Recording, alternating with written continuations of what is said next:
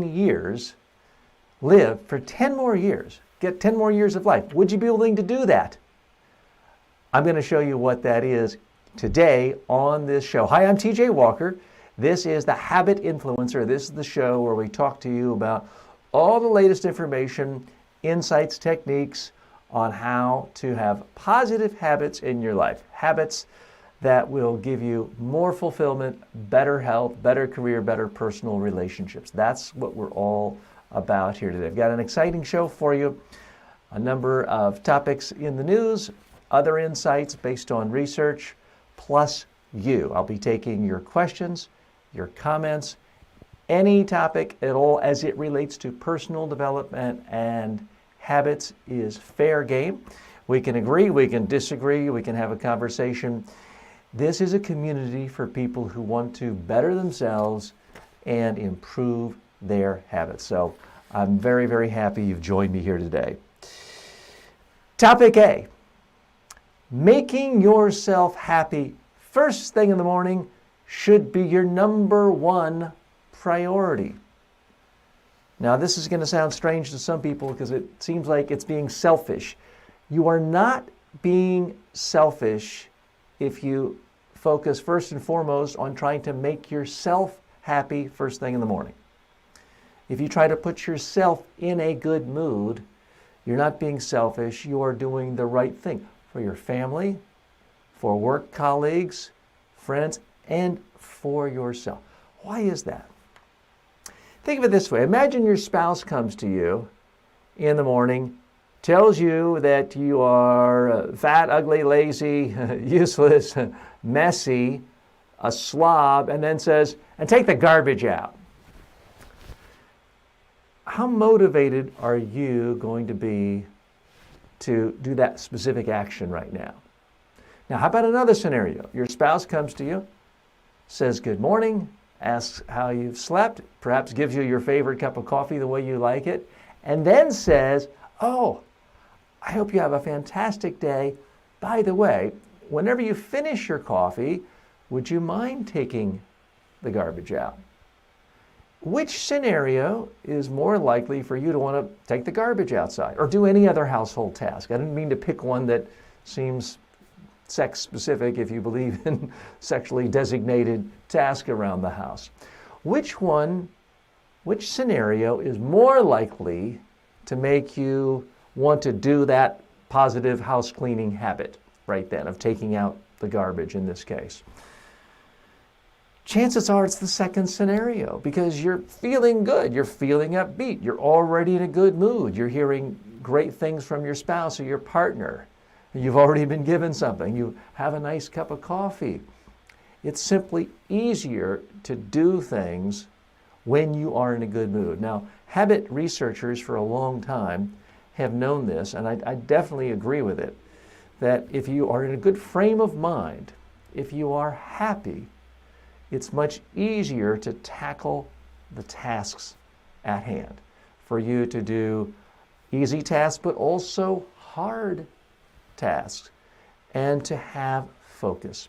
So what does this mean for you at a practical level? I'll just break down for you what I do myself in my own day. Very early in the morning, I go to my cell phone or my iPad and I go to a joke app and I read one joke and I give myself a little chuckle. It doesn't take an hour or 10 minutes or 5. It takes 20 seconds, sometimes 10 seconds. But I start my day off with a chuckle.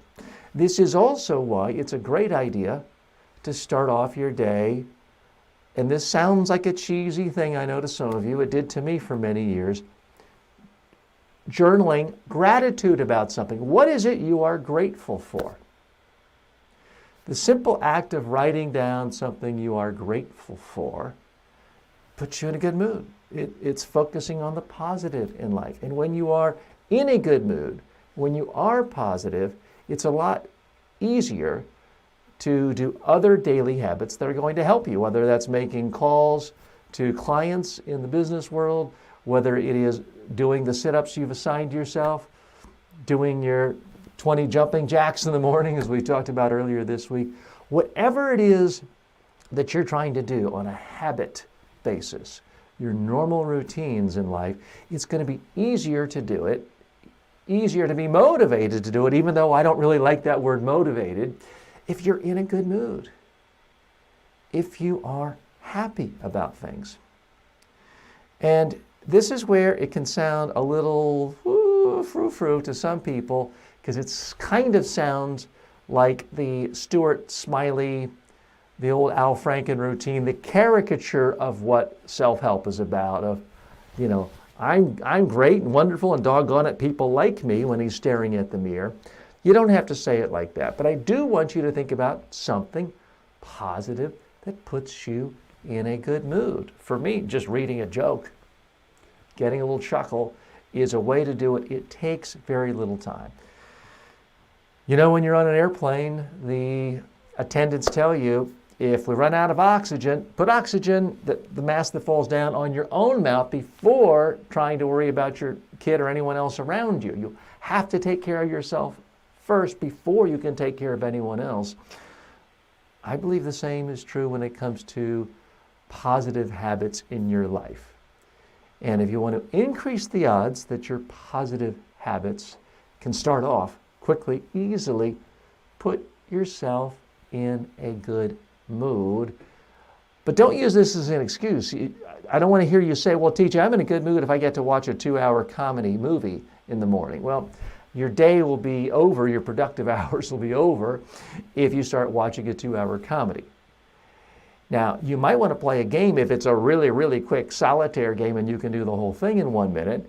But don't start a video game and next thing you know, you're in Fortnite and you've spent 3 hours and you forgot to show up to work or school that day. I'm not talking about something that long that's completely self-indulgent that takes you anywhere and everywhere. I'm talking about something brief, something short, something that doesn't take a lot of time, but it puts you in a good mood. When you are in a good mood, it's easier to exercise.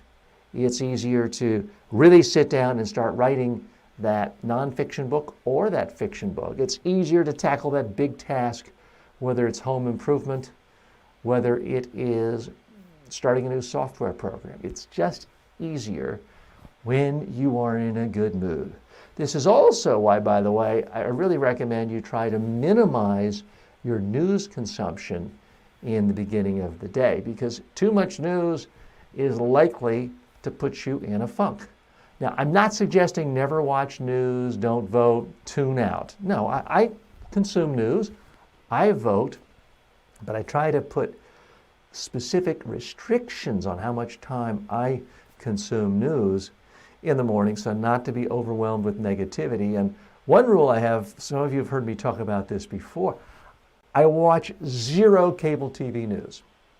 I cut it out of my diet about 2.5, 3 years ago after a certain election here in the United States. I just decided no more cable TV news at all, and it's been one of the best things in the world for my mood. So think about what you can do to make your mood better in the morning. It's going to make life better for everyone else. I'm TJ Walker. Thanks so much for joining me. We've got a great show for you today. I want to say hello to all my special friends around the globe joining us. I see that Oscar Lopez has joined us on TikTok, Michael Steezy, and Michael, I'll get to your question in just a moment. Valid Moby has joined us on Instagram and several others on the Instagram platform. And we also have Asul Kimshed on our Facebook. So we will be taking your questions and comments.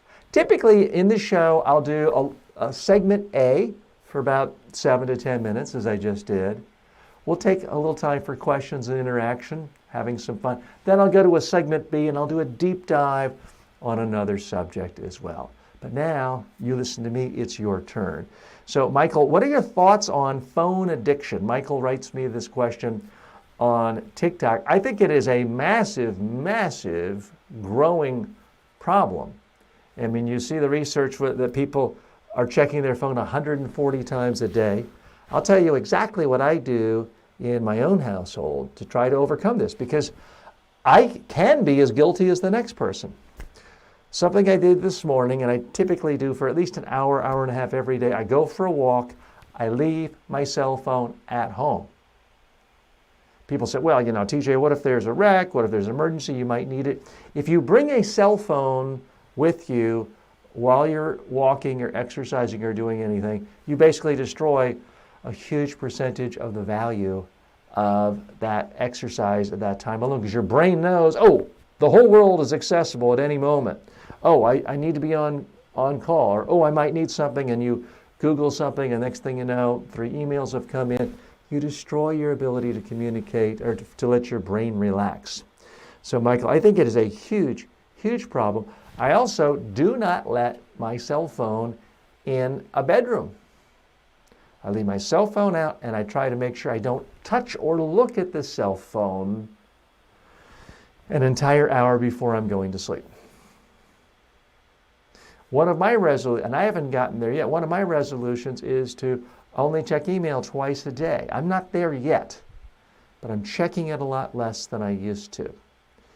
There's so many surveys and research articles out there about how workers across the globe are spending 6 hours a day checking email, and it's rewarding workers who are good at getting back to their boss quickly, but it's not rewarding workers who are deep thinkers, who are profound creators, who solve long-term problems. And that's the problem with these cell phones. It's also, frankly, just frying people's brains. If you have to be looking every 2 seconds, I'm sure you've had this experience, Michael, as I have, where you're trying to have a conversation with a friend, and they're swiping on some date site or something, and they're ignoring you or half listening, and it's incredibly annoying.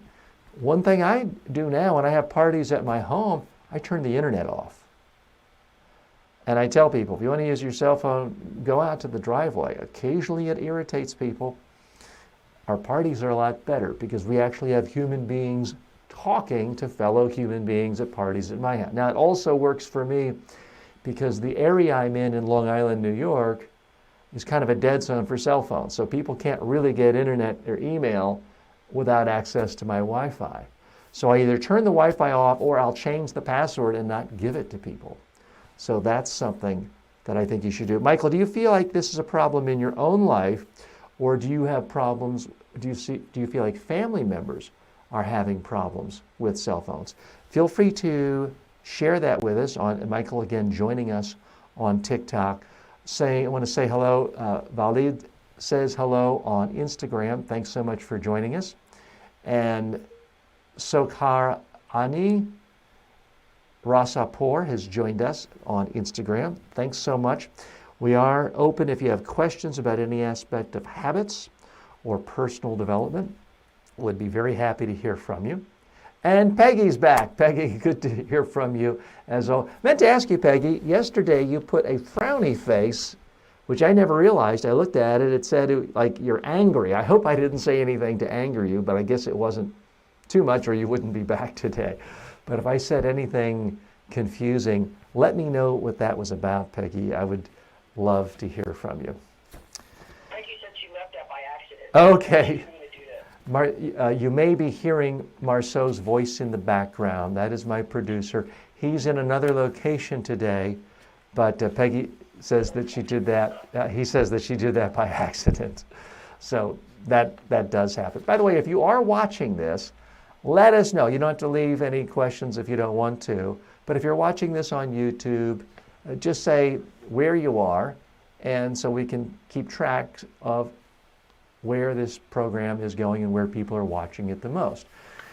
This is a bit of an experiment. I am, with my colleague Marceau, streaming this on about a dozen different platforms all at the same time. Conventional wisdom says, oh, just do it on YouTube or just do it on Facebook.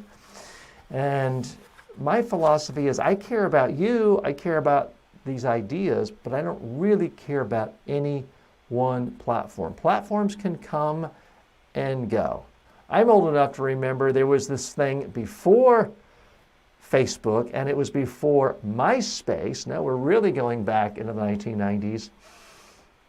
and it was called, and now I forgot the name, but it was the precursor, the Globe. I think it was called the Globe or the World, and it was run by a couple of 23-year-olds, and it was the next big thing, and it was worth hundreds of millions of dollars, and they went out of business.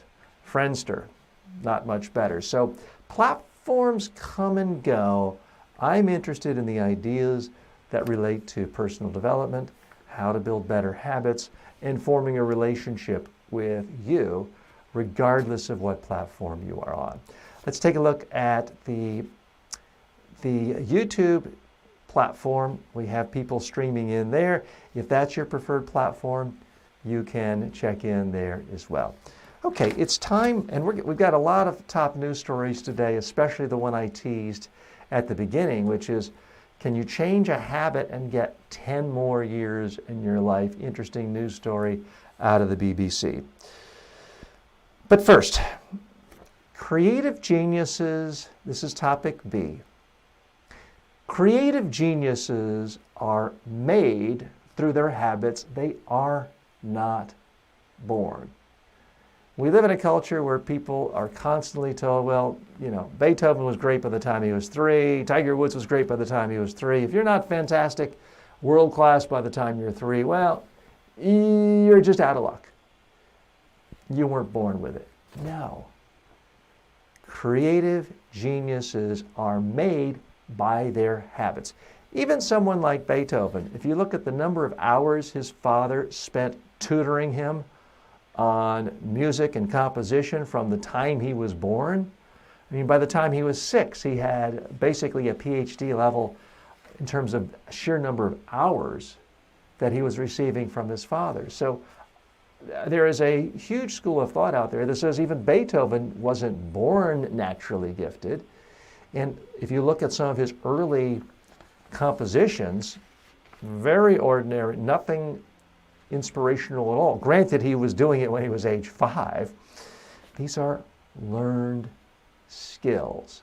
And the number one trait geniuses have, for the most part, is they simply have developed a habit of creating every single day. Now, it may be creating the perfect stroke through water, the way Michael Phelps became a genius in Olympic athletics.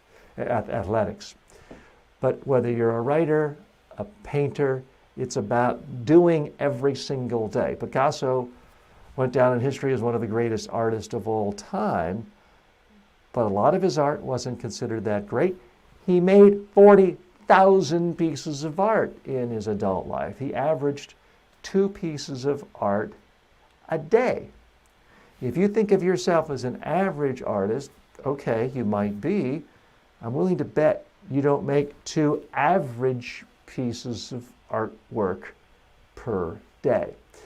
If you want to be seen as a genius, don't sit back and say, oh, I wasn't born a genius. It's my parents' fault that I didn't start off with a 300 IQ.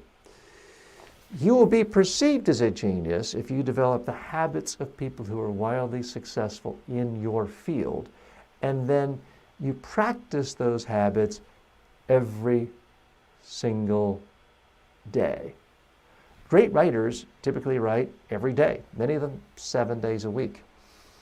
Many of them give themselves quota. For some, it's they're going to write for a solid 4 hours a day. Others, it's 1 great page, finished page a day. Other authors give themselves a word quota, 2,000 words, 500 words, 5,000 words every single day. You don't have to write that much if you write every day to have enough to publish a book. I mean, if you write just 150 words a day, you'll have enough to publish a book every year for the rest of your life. Now, you might not aspire to be a writer. That's okay. But if you publish a book every single day, or if you publish a book and write every day, publish a book every year, one of them might be a bestseller. One of them might have an impact. Isaac Asimov, the famed science fiction writer, wrote more than 500 books in his lifetime. Many of them sold almost nothing. Many of them were forgettable. Many of them were not critically well reviewed. But out of those 500, he had a few dozen that were bestsellers, that did stand the test of time, that are still read today and valued by people. And he took an extreme version of being a workaholic with writing. He basically was up at 5 a.m. and working till about 11 p.m. 7 days a week. Now, to me, that's too much. That, for most people, that would drive them mad. Isaac Asimov famously never took vacations, didn't travel. Here was a guy who wrote about space travel and innovation, was afraid to fly. He stayed in New York and he just wrote all day long, every single day, and he wrote 500 books. You don't have to write 500 books to be considered a genius in your genre. If you had, and if I had the habits of Isaac Asimov, just 2%, we would be authors of dozens and dozens of books. So please keep that in mind. If you aspire to a lofty reputation, if you aspire to have a huge impact in your field, the other people who are successful in your field, not born geniuses, they simply acquired the habits necessary to rise to the top and to produce more. They did it, so can you. Special hello to our friends joining us on YouTube today, also our friends on Facebook, and also very special hello to my friends on TikTok. Celtic Pure has joined us. Madam has joined us. Seven Sisters has joined us. And by the way, Sisters and Celtic, if you have questions on any aspect of personal development, communication skills, habit acquisition, let me know. I am here for you, and this show is for you. Sabrina writes, and Sabrina says, hi, TJ. Hello, TJ. Well, Sabrina, thank you for joining us. And by the way, forgive me if I seem like I'm ignoring you because I'm staring off into space. The reason for that is every single app is a little bit different. Instagram doesn't easily let me use the app that allows me to broadcast on 12 different platforms at a time. So I have you just on my cell phone on a tripod looking at me while I'm in my studio talking to my main broadcast camera. And that is also why my friends at TikTok kind of see this weird angle of me. Everyone else sees me, it looks like I'm in a nice living room. This is my living room, but this is a video clip of my video room. And if you were watching, those of you on YouTube and Facebook and Periscope, if you were watching me the same way my friends are on TikTok and Instagram, you would see I'm in a room and there's a TV screen behind me that has a video clip of my living room. So it's a little bit different view for each person out there. And Marceau, do we have any other friends joining us on other platforms I might not be aware of? Talking to my friend and producer, Marceau. Not yet. Just the usual YouTube and Facebook and all that. Great. This next story really caught my eye. On the one hand, it's completely what you would expect. It's not shocking, but it's still just dramatic, the impact habits have on our lives, positive or negative. This was reported on the BBC, and I've linked to it in the show notes. This story talks about how simple habits can take 10 years off your life, according to a recent study. Now, it's 7 years for men, 10 years for women because of simple lifestyle habit changes. You can have as many as 10 more years of life free of cancer, heart problems, and type 2 diabetes by living a healthy lifestyle. This is a study in the BMG, and this is, again, you can see the footnotes, you can see all the specifics of this in the show notes that I've attached. You can see that on YouTube, Facebook, most of the platforms. We haven't yet posted that on Instagram or TikTok, but if you want to head over to the Facebook page or YouTube, you can see those notes as well.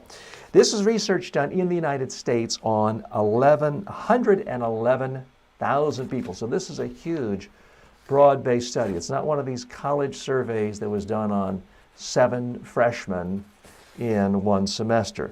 They tracked people for 20 years.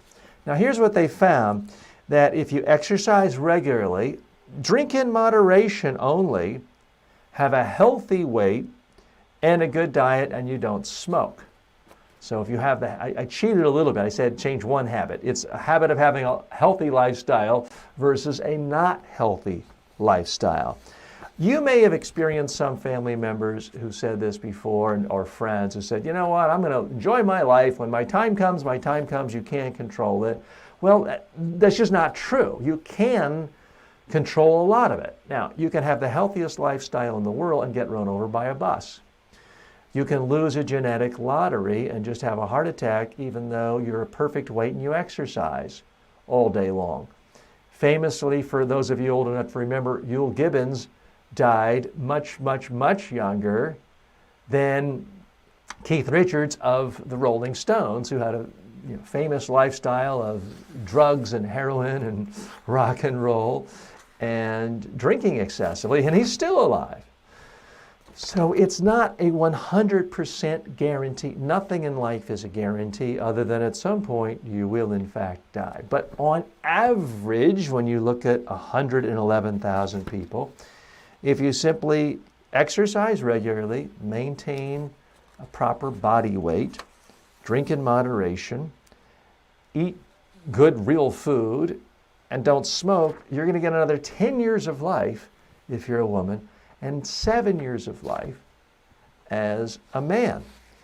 Now, if you're a young person, if you're below 30, a lot of times people think, you know what, I'm 30, I'm going to live forever, and you know what, if I get to 70 and I don't make it to 80, who cares? 70 is so far off, that's probably going to be too much. Guess what? Your perspective changes once you hit 70, because when you're 70, unless you're in pain, you don't want to die. You want those extra 10 years. Now, the lead author of this was of Harvard Medical School, the public health division there in Boston, Dr. Frank Hugh. He said a lot of positive messages here for the public. Quote, they gain not just more years of life, but good years. Some people say, well, I don't want to live till 90 and have the last 10 years horrible health, miserable in pain in a hospital bed. I'd rather just die at 80. So let me drink, smoke, do whatever I want. That's not the choice. According to this survey, you can actually have 10 good years without cancer, without diabetes, without stroke. At the age of 50, the study participants were asked if they met at least 4 of the following 5 criteria: never smoking, a healthy, balanced diet, 30 minutes of moderate or vigorous activity every day, a body mass index, the BMI, between 18.5 and 24.9, no more alcohol than a small glass of wine a day for women, and a pint of beer for men. And if they did that, you get all this magic extra years, 10 years for women, 7 years for men. Women who said they met 4 out of 5 lived an average of another 34 years of cancer, cardiovascular disease, and type 2 diabetes. They lived absent of those. They did not get those diseases. These were people who started at age 50. For the healthy men, it meant another 31 years of disease-free life, which was 7 years more than the unhealthy men. So we know that we live longer if we have healthy lifestyle. This is yet more evidence. Unfortunately, evidence alone doesn't create changed behavior, doesn't necessarily create new habits. That's what this show's about, is how do you go from intellectual knowledge, facts, to turning them into daily habits. So that's what I share here every day. We talk about these, we collaborate with these. I've got some more tips in the news today, more up-to-date information. Some of it a little bit not exactly what you would expect, but I'll share that with you today. But first, I want to say hello to some more friends who've joined us on Instagram. I see Abul Zavi 1389 has joined us, as well as NY Steam Filter has joined us. And if the NY stands for New York, great to hear from someone else in New York today. Thanks for joining us. It's a beautiful sunny day in New York, a bit on the cool side, 25 degrees Fahrenheit. I still went out and did an hour walk today, but I had to wear my ski mask because it was too cold to go for a walk with that temperature. And hello to our friends on Facebook and YouTube as well. I want to talk a little more detail, and this is a controversial subject, about the BMI, the body mass index. There is a story out on the news. I want to be as sensitive as I can because there is a school of thought that says if you talk about anyone's body by name, then you're fat shaming and you are doing something awful, illegitimate. And I don't really want to get into that debate, and I certainly don't want to make anyone feel bad. So I'm going to try to talk about this next story that's in the news in as sensitive a way as possible. The person who is a part of this controversy, whose body is not being discussed, is Jillian Michaels. She is a well-known physical fitness expert, personal trainer. Many of you in the United States have seen her on shows like The Biggest Loser, where they help people who are wildly obese lose often more than 100 pounds. Well, Jillian Michaels was on BuzzFeed AM2DM. It's a talk radio show. And she was asked to comment on a particular celebrity. I'm not even going to mention the celebrity's name because I don't want to get caught up in the controversy that I'm talking about somebody's body and a woman's body and making fun of. So I'm not making fun of anyone. But Jillian Michaels, who is perfectly fit and has not an ounce of fat on her, I don't think she minds us saying that, was asked about this particular celebrity who, by all accounts, is obese. The celebrity in question is a well-known rapper who's recently won a number of awards, has a lot of songs, top of the charts, and has gotten a lot of attention for not looking like the typical beautiful, thin singer movie star. So Jillian Michaels said this: why are we celebrating her body? Why does it matter? Why aren't we celebrating her music? It isn't going to be awesome if she gets diabetes. Well, that hit a trigger for a number of people. And Jillian Michaels has been criticized very, very harshly on Twitter. Other social media people are attacking her, saying she's essentially awful for fat shaming this woman. I want to know what you think about this, because it certainly is a bad thing to just say, oh, aren't you awful because you're overweight? I don't agree that that's an appropriate thing to say. You should condemn someone if they're just being a bully and trying to mock someone for their size. But there is something to this idea that if we just constantly tell people every size is of equal value and everyone is beautiful of any size, and if you're 200 pounds overweight, we should be celebrating the fact that you're in the media. There is a school of thought that says, wait a minute, we're kind of glamorizing an eating disorder. We're glamorizing something that leads to disease, that leads to early death. We're not talking about, 5, 10 pounds overweight here. And this particular individual, again, I haven't mentioned her name, certainly would appear she's 50, 60, maybe 100 pounds overweight. So for Jillian Michaels to then assume that this person has a good chance of getting diabetes, that's not crazy talk. When you are that far overweight, it's more common that you have diabetes than not have diabetes. And diabetes is a gateway to so many other healthcare problems, not the least of which is having to have various appendages amputated. Your mobility goes down, your chance of stroke, so many other problems, as we discussed in the last story, occur. Greater chance of heart attack, stroke, hypertension, diabetes, if you are excessively overweight, and certainly if you are obese.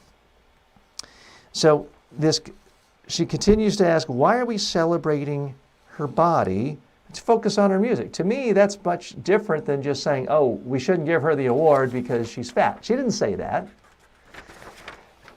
Now, Jillian Michaels is no stranger to controversy. She has weighed in on the past, saying that she essentially thinks that there is a newfound political correctness that glamorizes obesity. There's this sense among some that for so many years, people put a premium on being pencil thin, especially among women, that the pendulum needs to go back the other way. And if a woman or a man is really overweight, but especially a woman, is 100, 200 pounds overweight, we need to say that's the new image of beauty.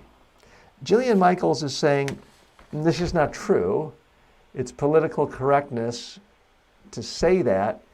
And really what we're doing is we are enabling people's pathway into early graves. I would like to hear from you, because I do think reasonable people can have differing opinions on this subject. Has Jillian Michaels said anything insensitive?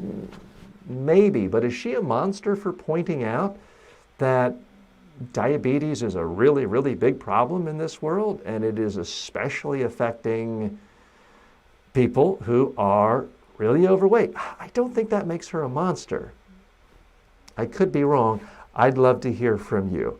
I am Ann Atu has joined us on TikTok. Thanks for being with us today. Emoji XP has joined us on TikTok. I would love to hear from any of you on TikTok.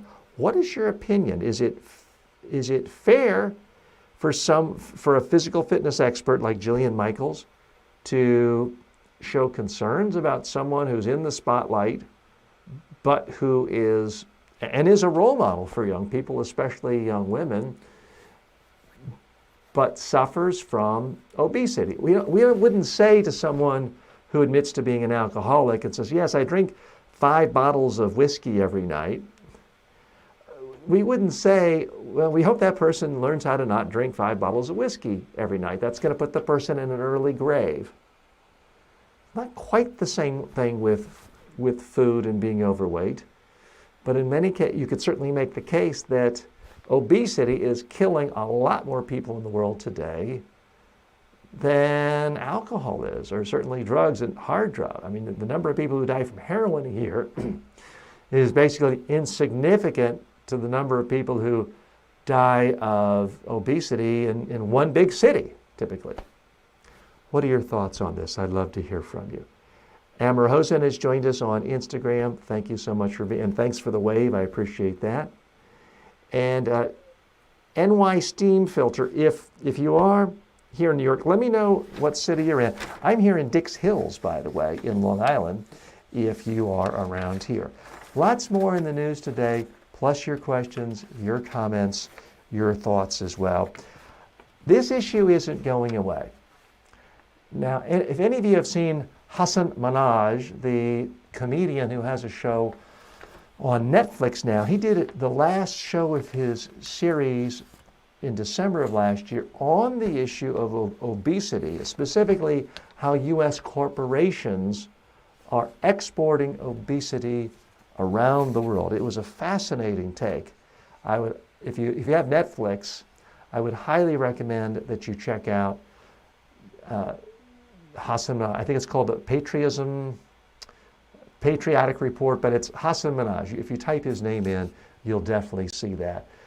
He dealt with this issue that, hey, we're not trying to make fun of anyone, we're not fat shaming anyone, but it's a simple fact that the entire world is becoming obese and people are dying faster.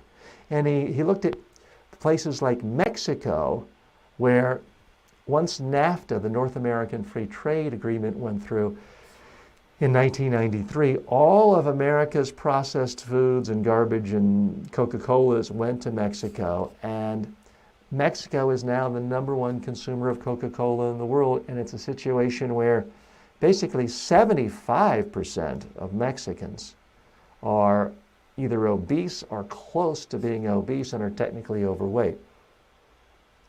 It is a huge, huge public health problem that doesn't seem to be going away anytime soon.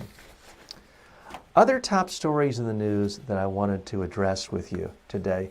This is a story about mindset, and it identifies 7 key mindset shifts that will help you become less anxious in 2020. I want to go over a few of these with you and see if any of these apply, because some of these did apply to me as well. You can see the author in the link and in the website that curated this and put it together. Everyone has their own opinions on what makes people anxious, what keeps people up at night. And it gave some very specific suggestions. Some of them I can relate to. One of the things on the list, you try to force people to agree with you politically. I am guilty as charged. I've been a political junkie my whole life.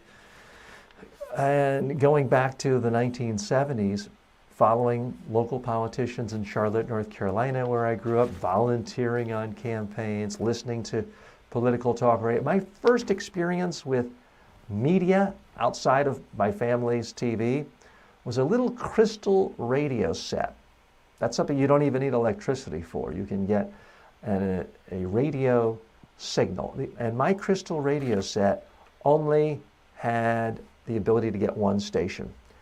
And on that station, WBT Radio in Charlotte, North Carolina, they had talk shows on at night that often dealt with politics. So this is going back to the early 70s when I started listening to politics and forming strong opinions. And yes, it does create anxiety when you have a friend, a family member, someone you're close to, and you see them embracing someone politically who you think is an absolute unmitigated monster. You think that this person is antithetical to every democratic view you could possibly have, and yet your friend, family member is embracing this person. It can make you anxious. It's made a lot of people, not just in the United States, but England, you have your Brexit, there's political unrest all over the world. This is a constant source of anxiety. And at some point, you got to get over it. And that's one area where I think I've made some progress in the last year. When my friends send me inflammatory political stories intended to annoy me, I've got a fantastic technique for not letting those stories give me anxiety. It's called delete. I simply don't read emails from friends where I already know where they stand on every issue. They already know where I stand, and not a lot of learning is taking place. It's just about who can get under the skin of the other. So that's one tip. I would recommend that you take a look at this story. Again, it's in the show notes link. Something else it suggests that creates anxiety with people. You focus more on your kid's response to stress than you should, than your own stresses. You cannot take care of your kid's stress if you're not focused on your stress. We touched on that earlier in the show as well. And sometimes in the sheer act of trying to help your kid with stress, you get so stressed out, you create more stress for your kid. And it becomes this never-ending cycle that just gets worse and worse for everyone involved. I'm TJ Walker. I'd like to thank you for joining me today. We're going to be here every day, 1 to 3 p.m. Eastern Time. Now, at some point, could we possibly change times because many of you just prefer it's possible. There's no one perfect time to do a live show. I've picked this time in part because it just does work out with the rest of my schedule here in New York. But I do realize that if you're in Australia, this is not the most convenient time because it's in the middle of the night in certain parts of China as well.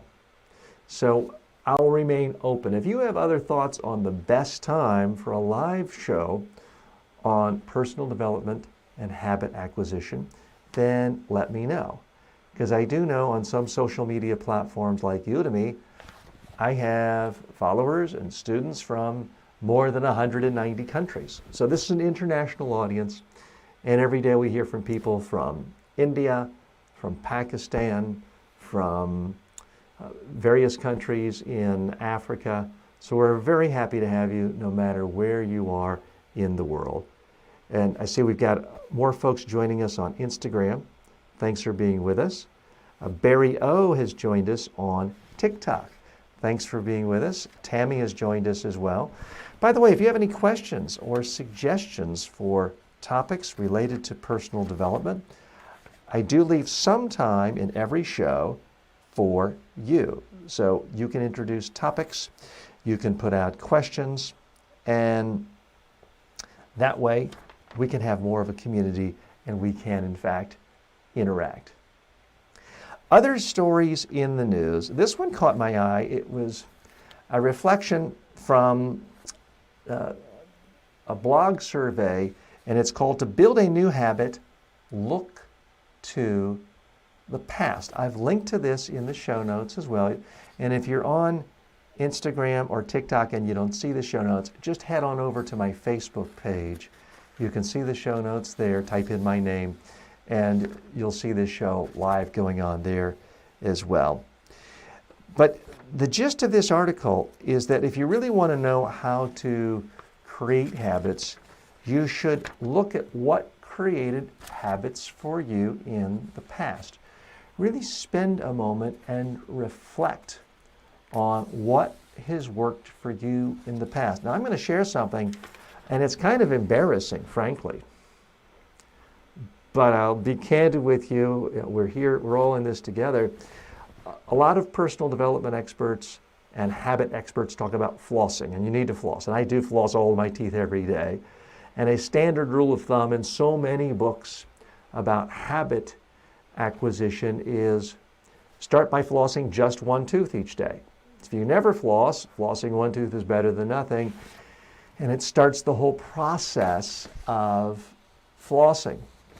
Well, this was about 20 years ago, and I was in a rough patch. I'd had some TV shows and websites go bust. I didn't go bankrupt simply because I had no assets worth protecting, but essentially bankrupt 20 years ago.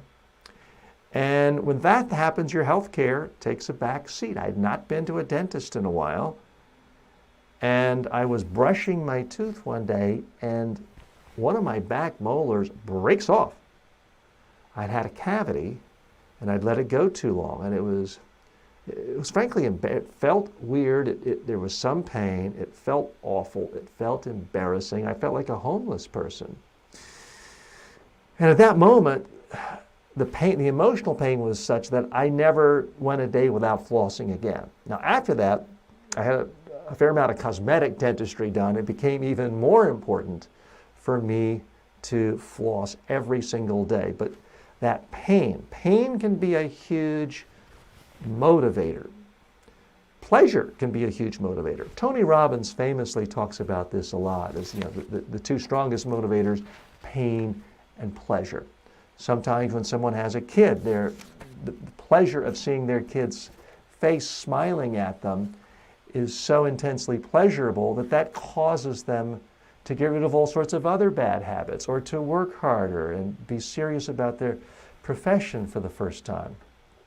So I want you to really reflect upon, in the past, what has helped create habits for you, good or bad, because we're all different. We're all different human beings, and what worked in the past might work in the future.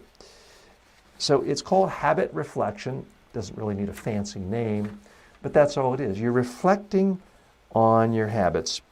So a survey was done, and what they found was simply, and this was reported in the website Fast Company. I should have pointed that out. The fast and simple method helped participants to practice their habits 0.7 more times per week on average than others. That's a 140% improvement over the second most effective technique. So the sheer act of reflecting what caused you to start certain habits makes you more effective at following these habits. Plus, according to the study, those who used the habit reflection technique reported more satisfaction with their progress toward their habit-forming goals than any other group in the study. So again, what is a habit reflection exactly? It's what it sounds like. You take some time to reflect on how you previously incorporated a positive habit into your life. Now, it's best when you write it down. Write down anything you learned from the past situation about how to successfully form new habits for you, or any tactics that worked. I know for me, the two tactics that work the most, that I talk about a lot here, creating a selfie-speak audio where I tell myself exactly the habit I want. The second most powerful thing is looking at a checklist. I pull up my cell phone, which I can't pick up and show you right now because I'm using that for a live feed for our Instagram folks. And I just make a note every single day that, boom, I did that one, I checked it off. To me, that's what works, but everyone is a little bit different. The more you understand exactly how your habits work and how they've worked in the past, the better it's going to be, the easier it's going to be for you to make those as well. Now, Marceau, do we have a message? I've seen a couple of things pop up, but I didn't actually, oh, there it is. Krishna. Krishna writes in, how to set long-term goals when there is no one around to mentor. I think anyone who's serious about having a more fulfilled life, having a happier life, needs to have long-term goals, because all of your habits are simply ways of helping you get to a particular place. If you have no goals and all you do is show up each day at a boring job doing boring work that's unfulfilling, and you eat junk food all the time, and as soon as you get off work, you spend all your time watching trivial entertainment and hanging out with friends drinking and smoking pot, then your long-term goal is to end up exactly as you are now, 20 years later, only in much worse health. That's going to be your long-term goal. So you've got to figure out what is important to you. My long-term goal is I want to reach the largest possible audience in the world, hundreds of millions ideally, with my message to help people through building better habits. And I want to reach them through this online show, best-selling books every year, turning this into a podcast, more stage appearances, speeches all over. Those are my goals, shouldn't be your goals. But the second part of your question is, where do you find you said no mentors are nearby. Your mentors don't have to be nearby. Let me tell you about one of my mentors, Gary Vaynerchuk. He is probably the most well-known person in the world when it comes to really mastering social media, communicating, building large audiences, and communicating positive messages, empowering people using the power of YouTube and Instagram and TikTok and LinkedIn. And he is a mentor of mine. Guess what? I've never met him. But he is an intellectual mentor of mine because I've bought and read all of his books. I consume a lot of his content, if not daily, at least weekly. And I used to watch his daily podcast every single day. So his ideas have had tremendous influence on me. I mean, that's part of what's so exciting about living in the world in 2020. If this were 100 years ago, 200 years ago, 500 years ago, Most of us, well, we certainly wouldn't have any TV or any internet or radio, obviously. And even people who weren't poor quite often only had one book in their entire household, if it's 100 or 200 or 300 years ago. So we just didn't have any option of getting mentorship through ideas, media in the past. It was either your father or your mother, those would be your mentors for most people throughout history, or the town or the village leader. But now it's a big, big world. So you don't have to rely just on people who are physically there. Also, there's all kinds of online mentorship programs where you can be a part of groups, some of them free, some of them you may spend $100,000 on, and these can be formal and informal as well. So it's a very wide open world. One of the things that is so interesting and exciting to me, and I'm a part of it, is so many of the greatest experts in the world now share their expertise with online courses. If you want to be a comedian, and I don't, but if you want to be a comedian, you can take a course from Steve Martin, one of the most successful, famous stand-up comedians and comedic actors in the history of the world. By the way, I forgot to say goodbye to our friends on Instagram. They do get cut off automatically after an hour. We are going to be... I thought we had one more minute. Well, we started before the top of the hour, so that's why we lost our friends on Instagram, but we've connected with them again. So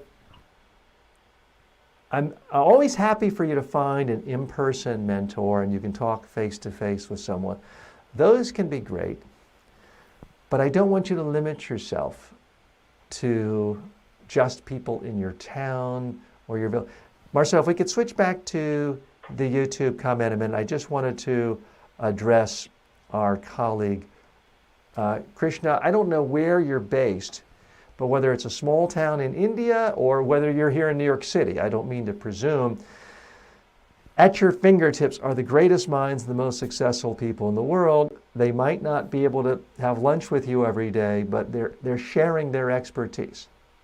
And most of them are sharing an awful lot of it for free. I'll mention the Gary Vaynerchuk model again. He gives everything away for free. He does sell it in the form of his books. And then corporations hire him to do the same thing he does for himself for them. So that's how he monetizes it. I give away for free all of my advice on public speaking and media training and how to build new habits, how to improve yourself from a personal development standpoint. But I also, for people who want a leaner, more structured way and a faster way of getting a particular skill, many of them buy my courses on personal development, on how to create new habits. By the way, our sponsor for the show today is my complete course on personal productivity. You can see a link to that in the show notes. Again, you don't have to buy anything. This show is free. And other than that little mention right there, it's basically advertising free too. So there are a lot of different models, and you can learn from mentors all over the world because people are sharing it, because they can make money from someone else. It doesn't have to be you. Because every day, the more I give out to people like you and everyone else here in the online community, a teeny tiny percentage of people call me and then they want me to come to a workshop at their convention, their conference, their company, their event, and everybody wins. We are going to take a brief break here. We'll be back for hour 2, so please don't go away. And my Instagram friends, sorry we got cut off there. Instagram just does that automatically after an hour. TikTok, glad you're here with me. YouTube, Facebook, we have a lot more to come. So we'll be back in just a couple of minutes. See you then.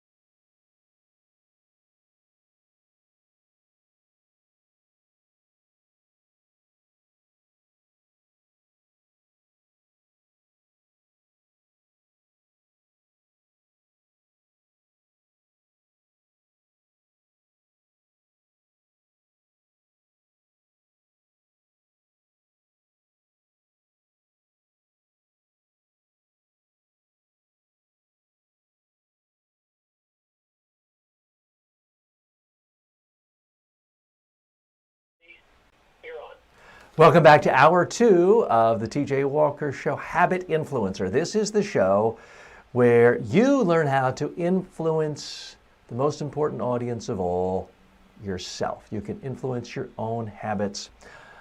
I'm not the habit influencer for you. I'm just here to help you influence yourself. You have to take charge of your own life. You cannot rely on some expert from afar. You have to take personal responsibility. Special hello to our friends on TikTok. This just came in before the break. Asplicit says, how to become a successful rapper without a studio. Well, Ace, if you are a rapper, good luck with your career. And I would say of all the people in the world you could ask about how to be a successful rapper, I'm probably the least qualified person to answer that, but that's never stopped me before. I do think I can give you some general principles for success because they cross-pollinate throughout every single industry. What is it the rappers are doing who are already successful? How did they rise to fame? If you look at people of my generation, and I'm only a little bit younger than the Robert Plants and the Led Zeppelins of the world, is they were just out singing. They cut a demo. They somehow talked someone into letting them cut a demo. They got in front of the right record executive. That was the old way of doing it. Now you have people like Justin Bieber, and I realize he's not a rapper, where he just starts singing songs on YouTube, building a fan base. Now, my understanding is initially he would only sing other people's songs and just doing a new song every day, building a fan base. And then at some point started mixing in his own songs with covers of other people. So people who wanted to hear him perform a song they already knew and loved then would maybe stick around and listen to one he created on his own. And at that point, when your audience is bigger and bigger and bigger, you have all sorts of power. Traditional media companies want you. Traditional music labels want you. You don't even need them. If you have a big enough fan base, you simply make your own music and sell it directly to fans. I mean, there's so many shopping carts. There's so many ways of monetizing your creations. The hard part is building a fan base in the first place. So let me ask you, Ace, are you currently making music and just putting it out there online? You mentioned you don't have a studio.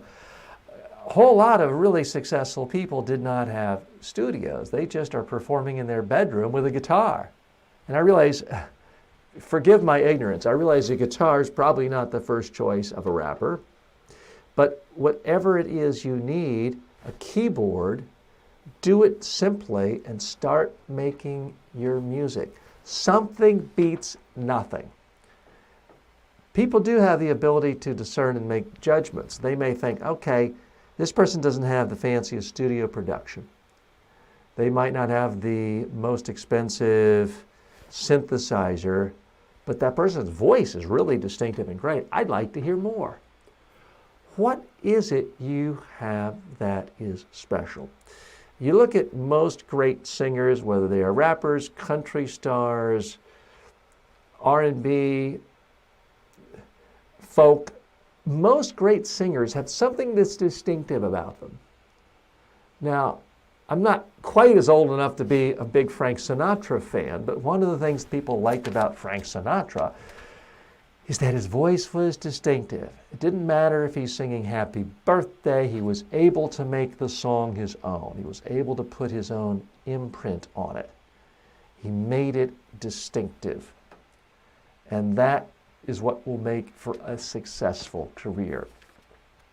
It's, you know, I remind my daughter of this all the time. We can be at some restaurant and hear a musician playing, and their voice might be beautiful, but they're playing somebody else's song, and they're playing for tips, and they may play all night and make $30. And there's nothing wrong with that. I'm not saying everything in life has to be about money. But I remind my daughter, this is why it's essential to think of yourself as a creator. If you sing other people's songs, you'll never be able to make a living off of your singing. If you create your own songs and sing your own songs and people want to hear it, then there's unlimited wealth potential. If all you're doing is singing someone else's song, then you're just a cover act. You could perhaps be a studio musician, but you'll never really reach the pinnacle of success in a field like music.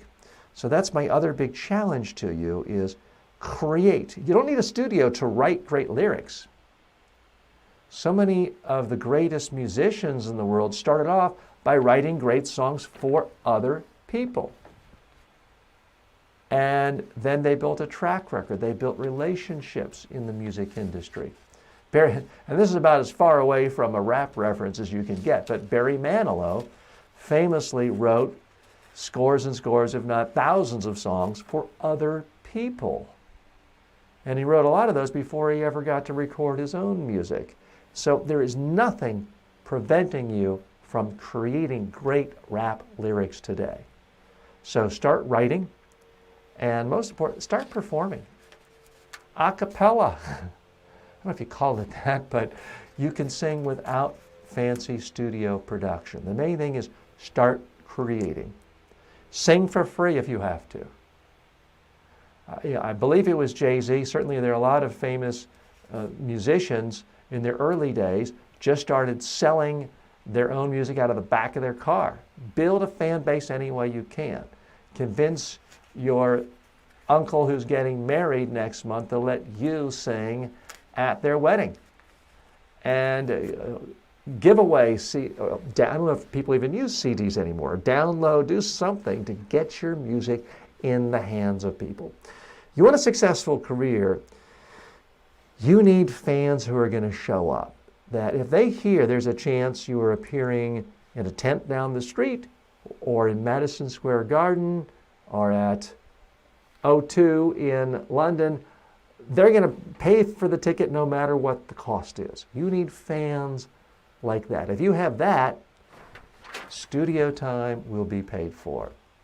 All the instruments you need will be paid for. Good luck to your career.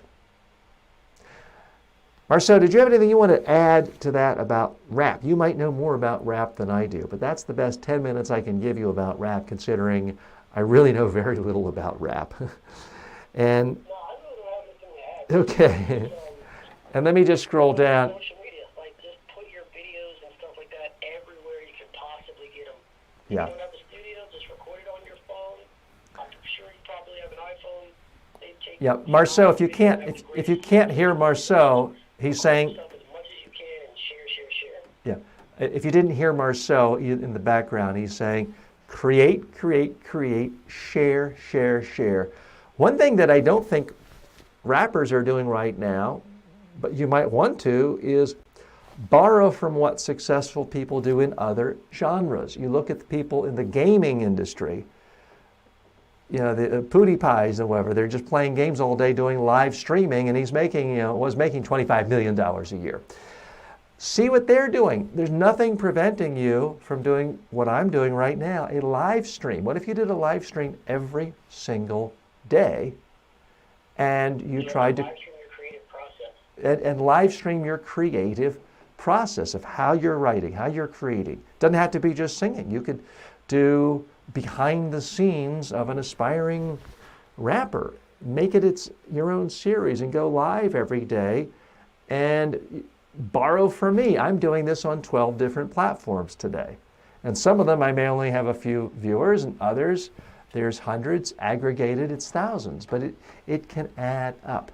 So look at what successful people have already done, but also look at what successful people do in similar industries, and sometimes when you synthesize them together, it's even more powerful. So I hope you found that a little bit helpful. And as Splicit says, I appreciate you taking up my question. That's what we're here for. I'm happy to take your questions. Prince Marco says, how do you start a successful YouTube channel in technology? I want you to step back a minute and just really ask yourself, what is your real goal? Do you have a passion for technology? Do you want to be the next Steve Jobs? Do you want to be the next Elon Musk? What is your ultimate goal? And then what is it you want to share with the world? There are a lot of great YouTube channels about technology.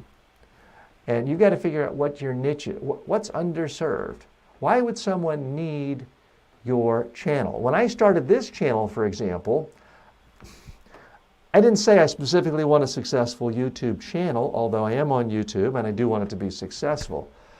I stepped back and said, I'm really interested in helping people build personal habits to help them have more fulfilled lives. How can I reach people? If you go on Amazon, there's tens and tens of thousands of books. I may at some time write a book, but we don't instantly need another book about habits. There's plenty of on-demand videos on YouTube about habits. What I thought is there was nothing out there that could be a live experience where someone like you could ask me a question and I answer in real time and try to give tailored, personalized advice, and we create a community, a live community. So that's why I created this channel. As I saw a specific need, I saw something that I thought played to my own strengths, because I like talking, I like hosting shows. I come from a background of hosting daily 2, 3, even 4-hour talk radio shows. So for a lot of people, it would seem too hard to host a daily show for 2 hours. For me, it's kind of fun. So I looked at what's the need in the marketplace, what's my passion, what's my area of expertise, how does my skill set overlap with all of these things? And that's how I came up with what I was trying to do for my YouTube channel and my channels across all platforms. I would ask you to not duplicate me, but at least try to do something a little bit similar in thinking about what are you really trying to do? I mean, everyone who starts a YouTube channel wants to be successful. I can tell you right now, if you don't have a passion for technology and you're doing a technology YouTube channel just because you think, well, this is a hot subject and I'll probably make a bunch of money and I can get a bunch of affiliate deals, I'm going to go ahead and make a prediction right now. You're not going to be successful. If you don't have the passion to constantly be looking for the latest camera or whatever the technology is you are an expert on, and constantly learning, and a passion for sharing, you won't get over the hump. When you're starting a YouTube channel, even if everything goes really well, 99.99999% of people in the world make no money the first year. So if you're doing a daily show, that's 300 and some videos you're going to make without making a penny, or very little, not enough to cover your cost. If you're doing a weekly show and editing it together and producing it, that's still more than 50 shows, and you're not going to make a penny. So if you don't have an intrinsic interest in technology and a real passion for it, you just quit. I see it all the time. People come to me all the time and say, TJ, it looks like you're making a ton of money on online course platforms and on Udemy. I want to do it. And I always am happy to share with them, and I have courses on how to make online courses and how to be an online instructor. Most of them never do it. They all could. Most of them don't, because there isn't a passion there. They think, okay, there's money there, looks easy, but if you don't have the passion, you can't get over the hump. Let me ask you, why do you want to do a YouTube channel on technology? What aspect of technology? And is this something you would do where you potentially wouldn't make any money for the next 5 years? If the answer is yes, then you may be on the right track. Now, you're writing to me on TikTok. Why not do 15-second technology tips? Because it's frankly easier to grow faster on TikTok these days than YouTube, but you could do both. So share with me. Let me scroll up, make sure I'm not missing it. And nice to see we've had a whole lot of people. Gary in Yee has written to us. You say people would block me. I'm not quite sure what that means. We're not blocking anyone here unless they're obscene or something, and no one has been obscene to me, the worst comment I've gotten lately on social media is, "Okay, boomer." I'm tough. I can handle that. Back when I was a political talk show host, I would get death threats. And on YouTube, especially where people have anonymity, people would write comments of, "Oh, TJ, you're bald and ugly, and you have beady eyes." Okay, may all be true. What's your point? People can be really, really nasty on certain platforms like YouTube. People I've noticed so far on TikTok, Instagram, very friendly, very positive. Technology tends not to bring out the nasty side of people. Not saying there aren't nasty people in technology, but they tend not to be as nasty as those debating politics. By the way, if you're watching us today from YouTube, Facebook, any other platform, post your comments or your questions and I will address them. I'm now scrolling on my iPad on the comments because we've had a number of people joining us on TikTok. Someone on TikTok, that's the name, has joined us. Prince Marco says, "And how I know what people are interested in." And so here's the hard part, Prince. If you're doing a technology YouTube channel and you're going into a blank slate of what are people interested in, I think that's a problem. What you need to do is figure out what are you interested in, and then look for the intersection of what are you interested in and what is everyone else interested in. Think of it as a Venn diagram.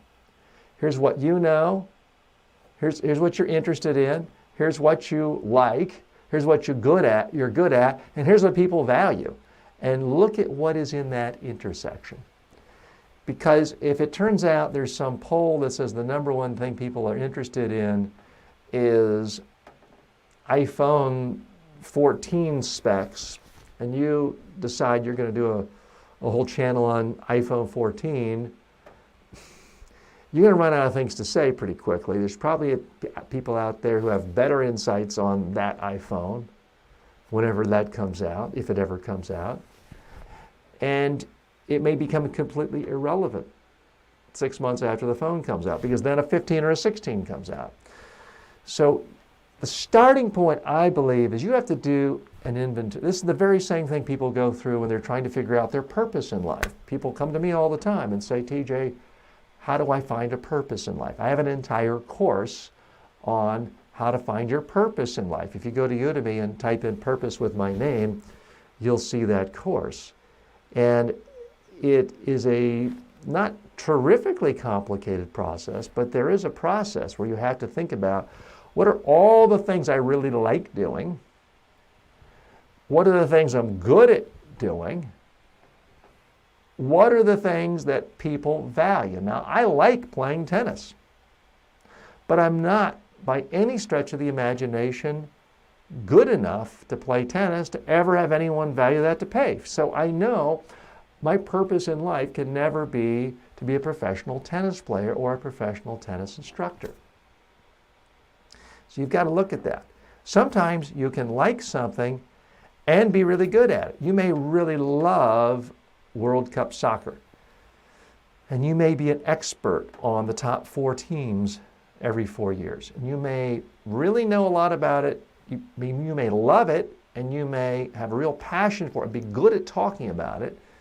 But there's so much information about World Cup soccer, and there's so many news sources, and there's so many really famous soccer players and commentators talking about it, that you may find that there's simply no interest from people who want to know about your take on it, because they have so many other choices. So that would be a good example of you're good at something, you have an interest in something, but there's just no marketplace for what you have. So let me step back. Why do you want to do a YouTube channel on technology? And the second part of this question is, if you could make any YouTube channel successful on any topic, and I could guarantee you, 2 years from now, you'll have 10 million subscribers, and you'll be making $10 million of advertising revenue every month. What would it be? I want to know from you. Go ahead and post that. And Prince, I am looking at it right now. Glad to see Wilmer has joined us. Bisukit has joined us. Sherry Berry has joined us. And, I want to teach people in knowledge. You got to be a little more specific than that, Marco. I mean, everything is knowledge. I'm a specialist in computer and IT. Monkeyfish has joined us as well. And Ace Blissett is back with us. Thanks, Ace. And Ace, I'm not done with you, so I do want to hear a little more from you. So Marco, IT is a huge, huge field. There are so many operating systems. I have a neighbor who is now making 6 figures a year as a side business just doing courses on Linux, online courses on one platform. So if you can be the #1 expert in the world on something and have a YouTube channel and then maybe sell an online course, those two can be quite complementary. I don't make a lot of money from my YouTube channel, a little in advertising, but I do have world leaders and major corporations find videos of mine and then call me up and hire me and pay me a fairly substantial day rate to come give workshops and seminars either to people one-on-one or small groups. So that's how I make money on YouTube. I mean, you can have a YouTube channel and have 1 million views a month and 500,000 subscribers and make almost no money. You could also have a YouTube channel that specializes in just the absolute narrowest, newest, tiniest niche of artificial intelligence, and you have 100 views a month, but it generates $1 million a month in revenue for you because big corporations are hiring you to do highly complicated artificial intelligence programming. So the more you can specialize initially, the better. One great habit is always to start easy, start small. Mark Zuckerberg did not say, I'm just going to launch Facebook to the world, see what comes. Put it on the web, see what, that's not what he did. He started Facebook and it was only for undergraduates at one college at Harvard. And just a few thousand people. Very tiny group, but he dominated that. Then he expanded it. Not to the whole world, he expanded it just to Ivy League colleges. There are 7 Ivy League colleges in the United States. They're among the oldest, most prestigious. He didn't then say, all right, the whole world come get me. He expanded it a little more. He expanded it to, I believe, about 30 selective, prestigious schools like my alma mater, Duke University. It still wasn't open to every college student. It wasn't open to the public, but it grew and grew and grew in concentric circles until eventually it took over the world. Now, most experts would contend that was a pretty smart strategy. I would recommend exactly the same for you in that start in as narrow a way as possible, build a fan base, then expand, see where it goes. So Marco writes, I want to teach people in Linux, Windows, and Mac OS all operating systems. Well, Linux is highly specific. And I don't know enough about the YouTube technology channels to know what's out there, but that would be your first bet. Look at every single channel on that topic and figure out what are they doing well and where can you do it better? How can you improve it?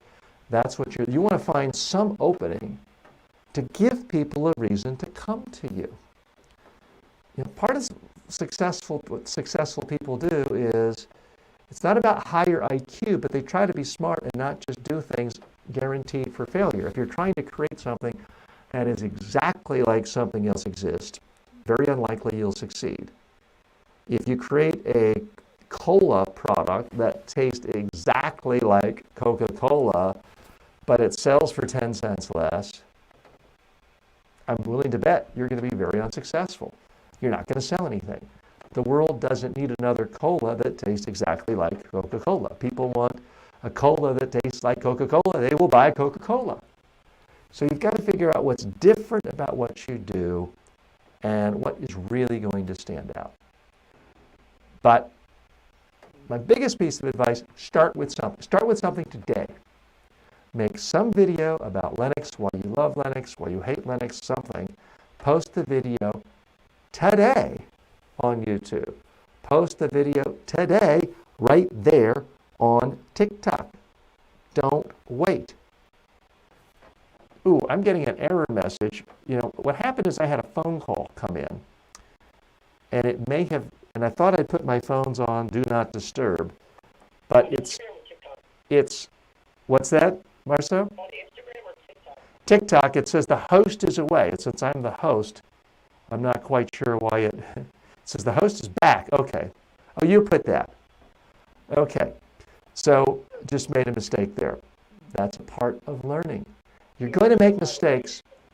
What's that, Marceau? But I was saying you're still live on TikTok over here. So. Okay, great.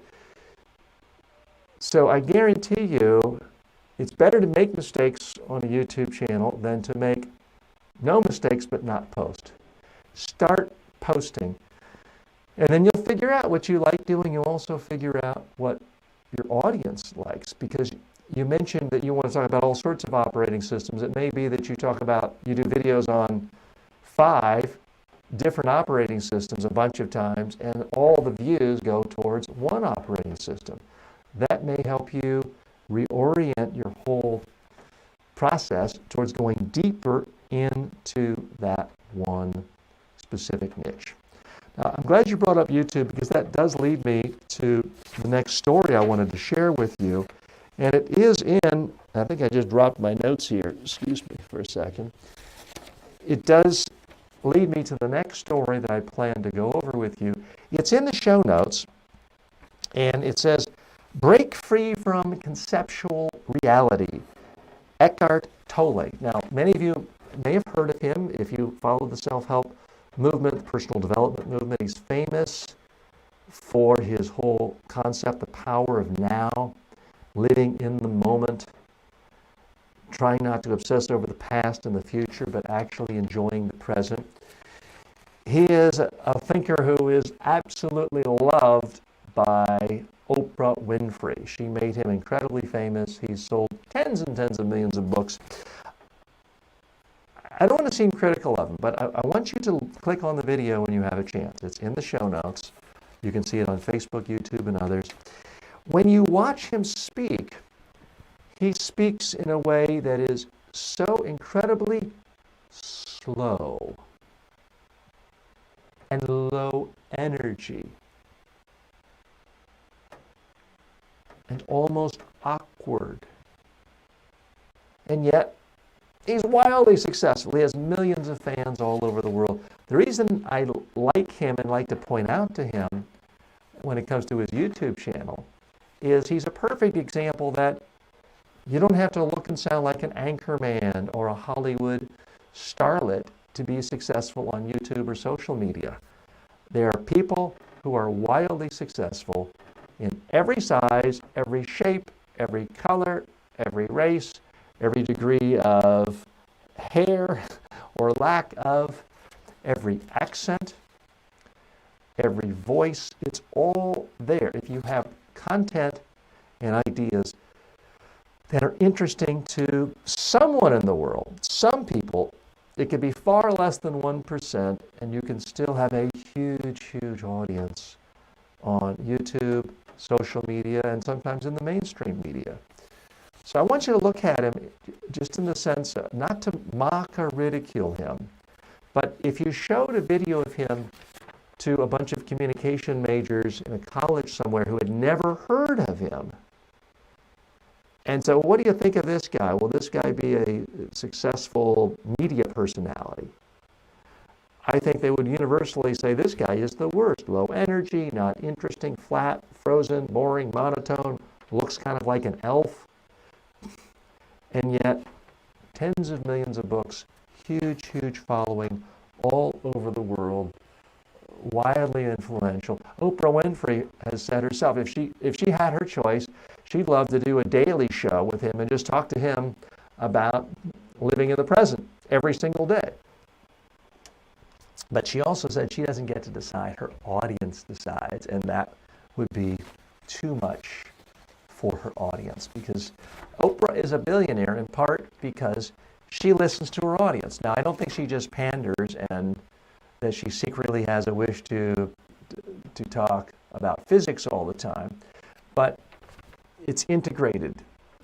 The audience needs and her needs, they're balanced, and that's one reason why she's gone on to be so wildly successful, own her own media company, and become a billionaire.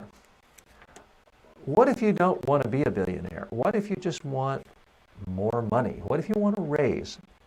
Interesting story in today's New York Times, and it's entitled, "I'll Share My Salary If You Share Yours." This is in today's New York Times. I've posted a link to it in the show notes. Take a look at it. And this is a story geared primarily towards women, about women. The author's thesis, and I have no reason to dispute it, is that women are much less likely to talk about money. There has historically been more of a taboo against women talking about money, making money, comparing. And the author talks to a number of women who have become quite aggressive, and I'm not saying that in a negative way, I'm saying that in a positive way, at talking about money, getting other women to talk about money, because knowledge is power. Because if you know there are other people in your own organization, exact same credentials as yours, same number of years experience, same education, and they're getting 50% more than you, well, now you have valuable information, leverage when you're going into your next negotiation for a salary increase. So I do urge you that in this world of creativity, because we do live in an ideas economy, you have to stand up for yourself. And I'm not against people who are trying to create stronger institutions and equal pay for all sorts of things.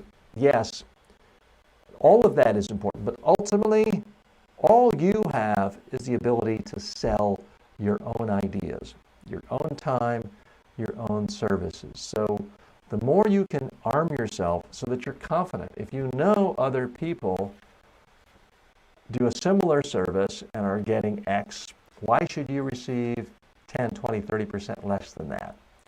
Now, to really take it to the next level, and what I do, frankly, is you look at whatever other people are doing, and then you figure out how can you do something significantly better, more powerful, more thorough, more innovative, so you can charge not the same X number of dollars everyone else does, but 2, 3, 4, 5 times as much what other people. To me, that's really what's really empowering. And not that money is the be-all and end-all of what's meaningful in life, but if you value yourself as an expert, as someone who wants to be a real leader in an industry, you want to be the best. And if you are the best, you should be paid accordingly. The best heart surgeons are paid very nicely. The best artists are paid very nicely. The best public speaking training experts, media training experts, and self-help guru experts are paid very nicely. Don't you deserve to be paid better than you're currently being paid, and certainly as well as others doing similar things? So if you're not quite happy with how you're getting paid and you work in any kind of traditional organization, or if you're a freelancer, check out this story. I've linked to it right there, and I think you will, in fact, find it helpful. Something I like to do in this show every day is share with you what I'm reading. I am a big believer in reading. I love people watching videos. I like to watch videos, podcasts. I hope you're learning now. But to me, a foundational habit for someone who aspires to a better life, a more fulfilled life, is reading, daily reading. So I do like to share with you things from my own list. But before I do, I want to make sure I've recognized everyone. Christine has joined us. Oscar Lopez is back. Thanks for joining us on TikTok. We also have, my good friend Fortune Tribes on Instagram has joined us. Really appreciate you participating on a daily basis on all the posts there. By the way, any social media platform you are on right now watching this, chances are I have dozens, if not hundreds, if not thousands of videos there. I'm not asking you to watch all of them. But if you got any value out of this today so far, and you can't watch tomorrow live, go back and look at some of the videos, because most of them are done in a way where they're not time-stamped, they're not out of date. We deal with evergreen issues here. So you can see a lot of the videos I've been posting for the last the last 3 months on Instagram. And Fortune, you've already been doing that, so I want to thank you. And I see that SLAR6226 has joined us on Instagram. Thanks for joining us, plus Remco and Java. If you have any questions, and all of you are waving, I want to wave back to you. Thanks so much. And if you're just coming in, this is a show about personal development and building habits. So if you have any questions about habits you're trying to build, positive habits you're trying to boost into your life, or how to get rid of negative habits, let me know. So we also have Balloon Lamps joining us on TikTok, plus Trevor Rehnquist has joined us. Trevor, thanks so much for being here with us today. I want to share a few things off of my own personal bookshelf. I always like to look at a classic, but also a newer book that I think is worthy of your attention. The first book is by an extremely well-known author in the personal development space, Brian Tracy. If you have paid attention to all personal development in the last 30 years, you've surely come across one of his books or audio programs. Prolific author. He's written, at this point, close to 100 books. This is one of his more famous ones. Eat That Frog. 21 great ways to stop procrastinating and get more done in less ways. I want to share with you just an excerpt. The truth about frogs, it has been said that if the first thing you do each morning is to eat a live frog, you can go through the day with the satisfaction of knowing that this is probably the worst thing that is going to happen to you all day long. Now, he's somewhat bizarrely, he's not giving the credit of that quote to Mark Twain, who is typically given the most credit for that. Again, I love Brian Tracy. That's not meant as a slam on him. And his whole point is start with the hardest task first in a day. You get that over, and the rest of your day will flow, and you'll be wildly productive. What I like about Brian Tracy, and why I think that he is still relevant today, he is someone, I would say it's fair to say, in sort of the more advancing aspects of his career. He is, I think, about 75 now, but still active every day, new videos every day.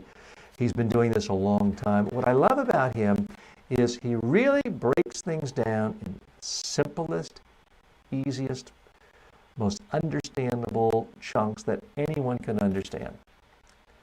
He really writes with great simplicity. He speaks with simplicity. He is someone who, by his own admission, basically had no education, bounced around, had all sorts of odd jobs, and was really just kind of a guy stumbling through life, but learned about self-development, started reading immensely, writing and thinking. And he's a perfect testament to how you can be successful if you really narrow your focus and apply what you've learned every single day and create. He's someone who got no family credentials, no wealth, no education. He may have graduated from high school, but not much education beyond that. And yet, one of the most prolific and successful and wealthiest authors in the world today, speaks on stages all over the world. It's not that you'll hear any one idea from him that you think, wow, that is the most bizarrely interesting, unique idea I've ever heard. But what he's able to do is to take information and simplify it in such a way that it's actionable. So if you are interested in sort of the history of personal development, this book is now about 20 years old, but still very helpful on topics of procrastination. Now there's another book that is a little bit newer that I also want to share with you. This is the Checklist Manifesto. The Checklist Manifesto. And I typically give you a link to where you can buy these books on Amazon. It's not an affiliate link. I'm not trying to make any money off of you yet. I might at one point. I don't think I got the links in today, but all you have to do is copy the title and go to Amazon or whatever book selling place you like to frequent. So this is a book by Atul Gawande. He's also the best-selling author of Better and Complications. But it's all about how checklists, they're not sexy, they're not glamorous, but they're highly effective and they save lives. So I just want to share with you an excerpt. He's from the medical world, and he goes into so many details about hospitals that had infections, every hospital has deaths. But by following simple instructions on hand washing and procedures before and after surgeries, infections went way down, deaths went way down from just simple checklists that doctors and nurses and people in the operating room follow. So he concludes his analysis of one of these turnarounds. He said the results were so dramatic. This is after a hospital used the checklist he created for them. The results were so dramatic that they weren't sure whether to believe them. The 10-day line infection rate went from 11% to 0. So they followed patients for 15 more months. Only 2 line infections occurred during that entire period. They calculated that in the one hospital, the checklist had prevented 43 infections and 8 deaths and saved $2 million. That's just from following checklists. So this is something I really take to heart. I put all of my habits in a checklist format in my phone, in the notes section. And I go off and literally do a check, or I put a letter Y, for all of my daily habit goals.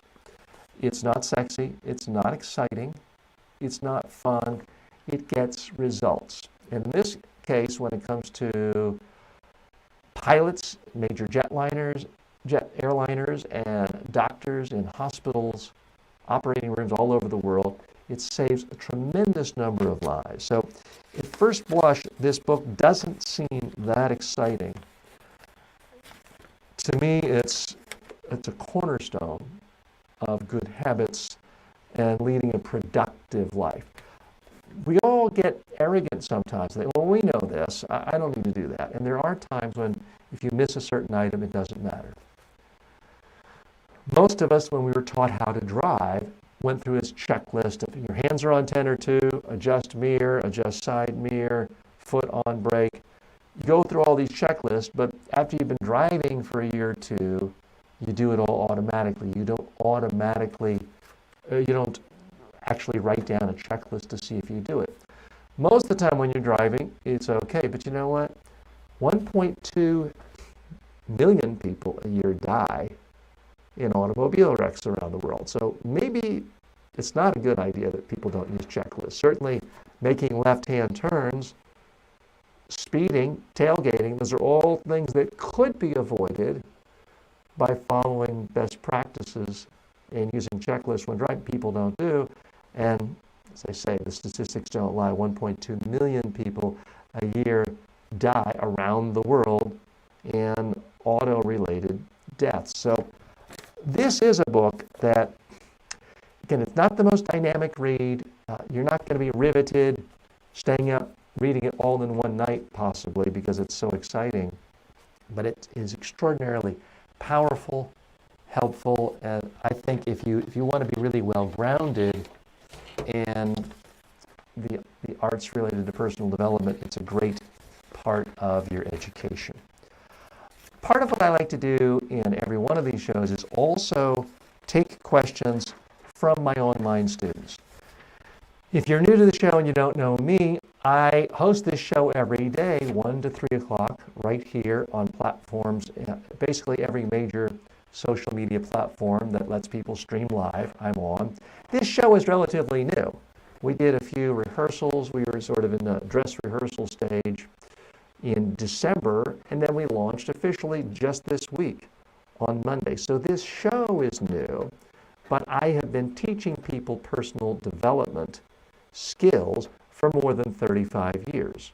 And many of those years were exclusively public speaking skills, media training skills. Now I teach people broader skills related to personal development, building habits, and all aspects of personal development. So I do let my students write to me with questions, and I tell them if they tune in, they can see me answer them right here, which I'll do. But I don't want to forget our friends as well on Instagram. I see Solara has joined us. Kicken has joined us. And Kicken says, I have a YouTube channel. How do I grow my subscribers? I wish you, and thanks for coming. We did talk about that at length in the last segment, and I would urge you, once this show will go on demand later on, probably on Periscope, since you're out there on Instagram and you can watch that section. I'll try to cover a little bit again, but we just did a lengthy segment on that. Kicken has, oh, you said please tell you about that. So we will come to that shortly, but I do have to get to a couple of questions from my online students who were nice enough to write in. These are from my students on the Udemy platform. And this, I may have chopped off his name. This student writes in, you mentioned that having roadmaps, dot points, is much better than having scripts, full scripts written out for a speech, to roughly remember what to say without memorizing every word. I feel that my biggest challenge is finding out and arranging words that make sense. Does it harm to start with scripts in the beginning until words come out naturally over time with practices, or having written scripts, will written scripts slow down my learning? Now, I feel very strongly about this. I believe you should not write out your full script. The second a speaker starts writing out a full script, then everything is geared towards text. The way human beings communicate through text is very different than how human beings communicate by speaking. There's an artificiality that comes about from text. Now, I have some text here, but other than brief quotes and excerpts, I'm not having my head down reading to you the whole time. If you start to read, or if you start to memorize text, what happens is it destroys your voice. You become flat, you become monotone, you lose the conversational quality, your speed becomes consistent. It's boring, and people will start reading their phones and checking Instagram and Facebook and TikTok. So that's the problem with a script. It's far easier for you, the speaker, but it's also far easier for the audience if you just speak in a conversational way. And the student wrote that it feels like the words aren't quite right. Don't worry about the words. Focus on the idea. Focus on giving ideas of value to your audience, sharing with them, helping them. And if you get a word or two wrong, in my experience, no one will notice. And they will feel that you care about them, and they will respect you. On the other hand, you can have the most beautifully written speech written out. You get every word just right. If the audience feels like you're not focused on them, you're not looking at them, you don't care about them, they're going to tune out. They're going to pick up a drink, check email, and ignore you. So don't worry about getting it perfect. Use a couple notes, and then just speak to people. Focus on the idea, not the exact words. Thanks for writing in with that question. Here's another question. Fiwa writes in. Fiwa is one of my students in my facilitation class online, How to Be a Facilitator. Dear TJ, please kindly give an example of the 2-minute introduction and the 30-second introduction of a first speaker.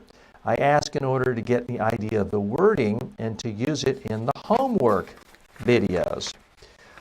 And what I wrote back, and I'll tell the Fiwa right here, is don't worry about the wording.